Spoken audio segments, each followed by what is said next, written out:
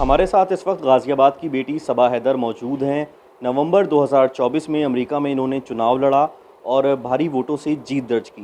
पहले तो ये जानेंगे आपसे, आपने कौन सा चुनाव लड़ा था और किस तरह से आपने वहाँ पर जीत हासिल की? मैंने डूपेज काउंटी बोर्ड का चुनाव लड़ा था और हम लोगों ने नवंबर 2024 में जीत हासिल करी। पिछले 4-5 साल से हम लोग डूपेज में काम करते आ रहे हैं। मैं, मेरी टीम, मेरी फैमिली, मेरे वॉलंटियर्स, मेरे दोस्त और 4-5 साल बहुत मेहनत करी, बहुत काम किया और फाइनली जीत हासिल हुई। गाज़ियाबाद में आपका पूरा बचपन बीता, यहीं आपकी एजुकेशन हुई। थोड़ा-सा आपके सफ़र के बारे में समझेंगे, किस तरह से आपका सफ़र रहा? किस तरह से ज़िंदगी आपकी आगे बढ़ी? चाहे बात आपकी गाज़ियाबाद की हो या फिर अमेरिका की हो, क्या-क्या आपने वहाँ पर काम किए? तो यहाँ पे मेरी स्कूलिंग होली चाइल्ड स्कूल से हुई नेहरू नगर में और उसके बाद फिर मैंने एएमयू से मास्टर्स किया वाइल्ड लाइफ साइंस में। 2006 में हम लोग इंडिया से यूएस चले गए मेरे हस्बैंड अली के साथ और वहाँ पे जाके शुरू से ही हमारा सोच थी कि हम लोग अपने आप को एक सीमित नहीं रखेंगे, क्योंकि अक्सर ऐसा होता है कि जब हम लोग दूसरे मुल्क जाते हैं तो अब आप अपने लोगों में सीमित रहते हैं। तो हम लोगों ने शुरू से ही बहुत सारे नॉन प्रॉफिट्स के साथ हम लोग जुड़े, हम लोग अपने स्कूल डिस्ट्रिक्ट के साथ जुड़े, वॉलंटियर किया, काम किया और वो काम चलता रहा। फिर 2026 दो 2000 सॉरी नॉट 26 2016 2017 में ज़्यादा हम लोग पॉलिटिकली इन्वॉल्व हुई मैं। किस तरह से माँ-बाप का आपके योगदान रहा या फिर पति का योगदान रहा आपके यहाँ तक पहुँचने में? देखिए, फाउंडेशन तो माँ बाप ही डालते हैं। शुरुआत में चीज़ें तो वही सिखाते हैं कि हमारी घर में मेरे दोनों माँ बाप ने कोशिश हमेशा यही की कि फ़ोकस जो है वो पढ़ाई पे रहे। तो हमारे लिए पढ़ाई, अच्छे से अच्छे स्कूल जो हम अफोर्ड कर सकते थे या हम क्वालिफाइड थे उन स्कूल्स में जाने के, हम लोग उन स्कूल्स में पढ़े हैं। और जब मैंने एंट्रेंस क्लियर किया एमएससी का एएमयू में, तो मैंने 2 साल वहाँ पढ़ाई करी, वहाँ गोल्ड मेडल हासिल किया। तो पढ़ाई बहुत हमारे लिए ज़रूरी है। और यूएस में जाके भी मैंने एनजीओज़ में, नॉन प्रॉफिट ऑर्गेनाइजेशंस में, डिफरेंट बोर्ड्स पे, स्कूल डिस्ट्रिक्ट में काम इसीलिए किया क्योंकि दोनों माँ बाप ने यही सिखाया है कि जो जो बड़ी लार्जर जो कम्युनिटी है उसमें काम करो, लोगों के लिए काम करो, लोगों की हेल्प करो। तो वो जज्बा हमेशा मेंटेन रहा है। और तीसरी बात जो बहुत ज़रूरी है मेरे लिए वो ये कि मेहनत करनी सिखाई है। चाहे वो मैं हूँ, मेरे भाई हों या अब हमारे बच्चे हैं, मेरे दोनों माँ बाप अभी भी उन सब बच्चों को यही सिखा रहे हैं कि मेहनत करो और मेहनत इज़ एब्सोल्युटली एसेंशियल, चाहे आप किसी भी फील्ड में हो सक्सेसफुल होने के लिए। 2006 में जब आप अमेरिका पहुंची तो शुरुआत में किस तरह की वहां पर चुनौतियां आईं? किस तरह से आपने अपने सफ़र को शुरू किया? क्या कुछ गोल लेकर आप वहां गई थीं? शुरू में देखिए, किसी भी एक मुल्क से अपने देश से जाके दूसरे कंट्री में बसना बहुत मुश्किल काम है। खाना पीना अलग हो जाता है। मैंने ज़िंदगी में कभी स्नो नहीं देखी थी और जब हम लोग यूएस पहुँचे तो 2 फीट की स्नो थी। तो छोटी-छोटी चीज़ें होती हैं जो आपको एहसास दिलाती हैं कि आपको शुरुआत करनी है। You have to start from the beginning. But again as I said कि वो जो बेसिक माँ बाप ने क्वालिटी सिखाई थी उन्हीं की वजह से हम लोग कोशिश करते रहे, काम करते रहे और आज यहाँ पहुँच गए हैं। क्या कुछ वजह रही जिसकी वजह से आपने यूएस पॉलिटिक्स में एंट्री की? क्या कुछ पहले से आपने सोच रखा था या फिर कुछ ऐसा इंसिडेंट हुआ जिसके बाद से आपका मन बन गया कि मुझे पॉलिटिक्स में जाना है और मुझे इसी क्षेत्र में अब मेहनत करनी है? शुरू से जब मैं यहाँ पे थी इंडिया में, ख़ासकर पढ़ाई कर रही थी स्कूल में, कॉलेज में, तो पॉलिटिक्स में कोई ख़ास ऐसा इंटरेस्ट था नहीं, ना काम करने का कभी सोचा था। ट्रेनिंग मेरी वाइल्ड लाइफ इकोलॉजिस्ट की हुई है, तो politics really was not on the radar. But जैसे जब आप के अपने बच्चे होते हैं, जब आप उनको एक माहौल में बड़ा कर रहे होते हैं, तो आपको लगने लगता है कि ये आपकी ज़िम्मेदारी है कि ये माहौल ऐसा हो कि जिसमें आप अपने बच्चों को सही तरीके से परवरिश दे सकें।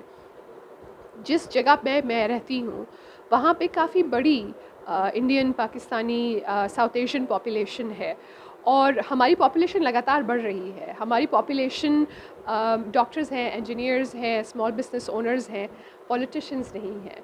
मुझे लगा कि एक कमी है, कि रिप्रेजेंटेशन की कमी है। डुपेज काउंटी 10 लाख लोगों की आबादी की काउंटी है, जिसमें बहुत सारे साउथ एशियन पॉपुलेशन के लोग रहते हैं और मैं पहली इंडियन हूँ जो डुपेज काउंटी में अपनी कम्युनिटी को रिप्रेजेंट कर रही हूँ। तो वो रिप्रेजेंटेशन मेरे लिए बहुत ज़रूरी था और हम लोगों ने वो काम किया।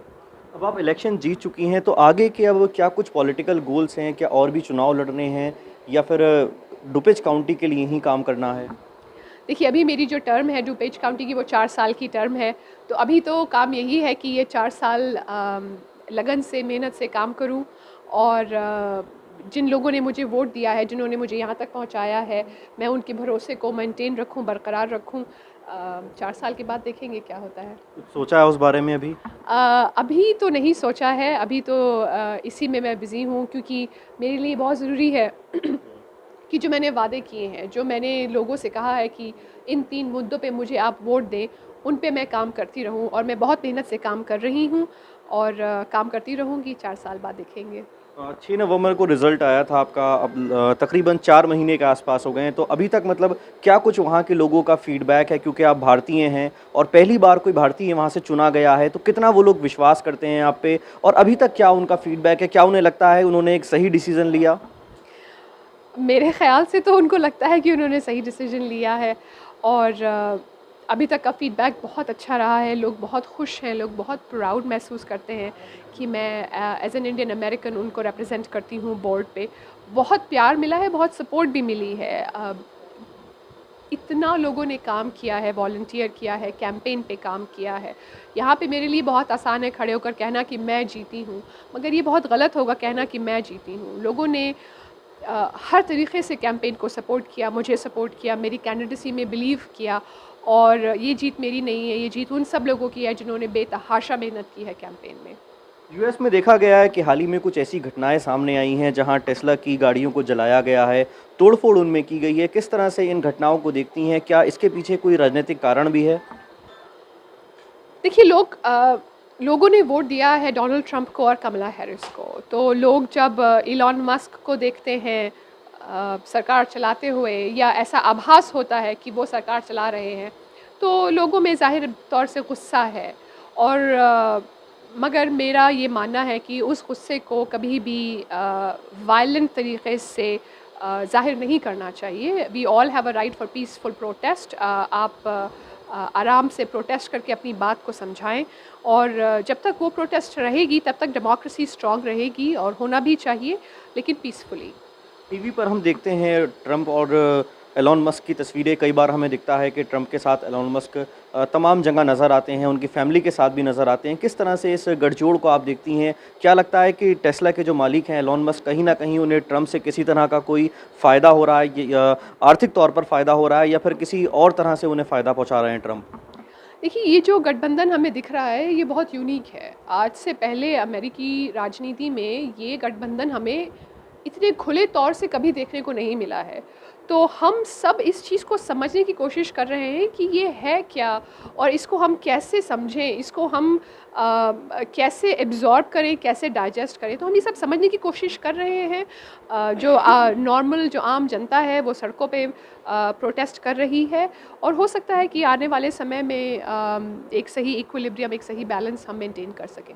हम लोगों को जो भी जानकारी मिलती है सोशल मीडिया के माध्यम से मिलती है, या फिर ट्विटर के माध्यम से मिलती है, या फिर हम लोग टीवी पर देखते हैं, तो एक सीरीज़ ऑफ इवेंट्स हुए। पहले एलॉन मस्क जो हैं वो ट्विटर ख़रीदते हैं, उसका नाम एक्स रख दिया जाता है, फिर यूएस में इलेक्शंस होते हैं जिसमें ट्रंप जीत जाते हैं। क्या इन तमाम इवेंट्स के बीच में आप कोई कनेक्शन देखती हैं कि एलॉन मस्क ने जो है ट्विटर ख़रीदा, उसके बाद डोनाल्ड ट्रंप जीत गए? किसी तरह का कोई कनेक्शन लगता है आपको इन सब चीज़ों में? कनेक्शन हम ढूंढने निकलेंगे तो किसी न किसी चीज़ में कहीं ना कहीं कनेक्शन मिल ही जाएगा, मगर और मैं नहीं जानती कनेक्शन है या नहीं है, लेकिन मैं इतना ज़रूर कहूँगी कि आजकल का कोई भी कैंपेन बिना सोशल मीडिया प्रेजेंस नहीं जीता जा सकता। कोई भी प्लेटफॉर्म हो, ट्विटर हो, एक्स हो, फेसबुक हो, या कोई और भी, इवन टिकटॉक राइट नाउ, इन सब जगहों पे पॉलिटिकल कैंपेन के ऊपर बहुत भारी असर पड़ता है, मीडिया का बहुत भारी असर पड़ता है। हम एज ए नॉर्मल पॉपुलेशन जितना मीडिया हम कंज्यूम कर रहे हैं इस टाइम वो अनप्रेसिडेंटेड है। हमने आज तक कभी ऐसा नहीं देखा कि एक आम आदमी इतना मीडिया कंज्यूम कर रहा है। तो वो मीडिया क्या इन्फॉर्मेशन पहुंचा रहा है उसका पॉलिटिकल रिजल्ट्स पे बहुत भारी असर है और आई एम श्योर कि जो एक्स पे हो रहा है या और किसी सोशल मीडिया प्लेटफॉर्म पे हो रहा है उसका असर हमारे रिजल्ट्स पे तो पड़ ही रहा है। नहीं, आप जैसा कि आपने कहा, तो क्या आपको लगता है कि जो एक्स के एल्गोरिदम थे वो कहीं ना कहीं ट्रंप के फेवर में थे कैंपेनिंग के दौरान, और उसका असर जो है चुनाव के परिणामों पर पड़ा?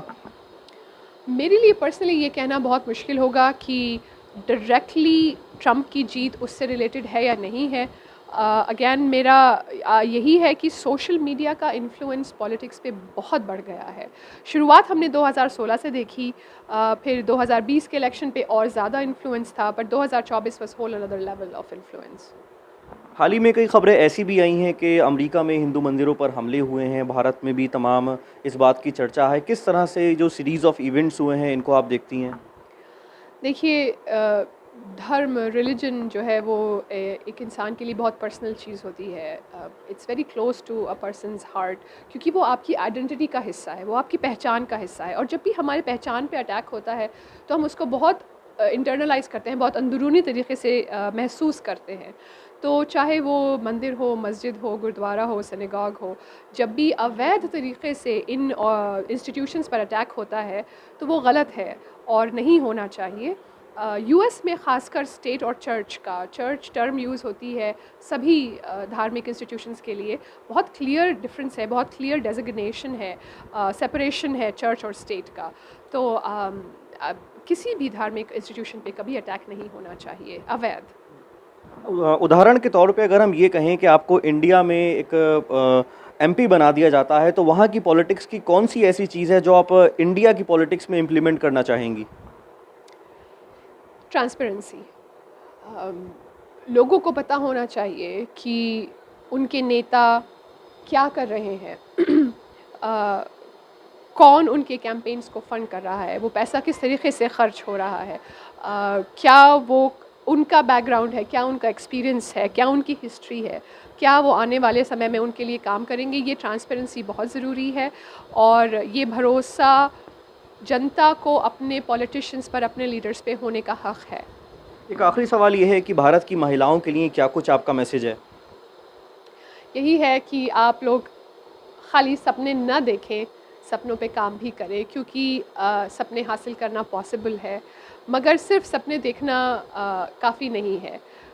आसान है किसी को देखना और कहना कि उसने ये करा या उसके पास ये है, मगर कभी हम उनके पीछे की मेहनत और काम को नहीं देखते हैं, या कभी कभी हम सोचते भी नहीं हैं कि किसी चीज़ को हासिल करने में कितनी मेहनत जाती है। तो मेहनत करती रहें, कोशिश करती रहें, स्काई इज़ द लिमिट।